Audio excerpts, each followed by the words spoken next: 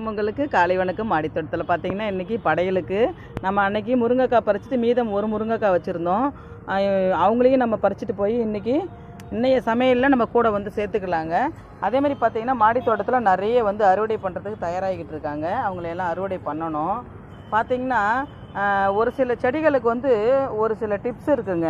அது என்னென்னு பார்த்தீங்கன்னா, இப்போ கருவேப்பிலை செடி வந்து பாருங்கள், இப்படி ஃபுல்லாக இப்படி வளர்ந்துக்கிட்டு வராங்க. இவங்க வந்து அப்படியே ஒரே லென்த்தாக வளர்ந்துட்டு வராங்க. இவங்க நிறைய பல கிளைகள் உங்களுக்கு வரணும் அப்படின்னு நீங்கள் நினச்சிங்கன்னா, கருவேப்பிலை வளர்ந்து வர அந்த ஒரு செடியை நீங்கள் கட் பண்ணி விடணும். பாருங்கள், நான் கட் பண்ணி விட்ட உடனே எத்தனை கிளைகள் வந்திருக்காங்க பாருங்கள். 1 2 3 இங்கே பாருங்கள் 4 கிளைகள் வந்திருக்காங்க. இந்த மாதிரியே உங்களுக்கு நிறைய கிளைகள் வேணும் அப்படின்னா, நீங்கள் ஓரளவுக்கு வளர்ந்து வந்த உடனே அவங்கள வந்து கட் பண்ணி விட்டுட்டிங்கன்னா இந்த மாதிரி நிறைய கிளைகள் வளர்ந்து வருவாங்க. இதுதாங்க இதில் இருக்கிற டிப்ஸு. இதை நீங்களும் ஃபாலோ பண்ணுங்கள்.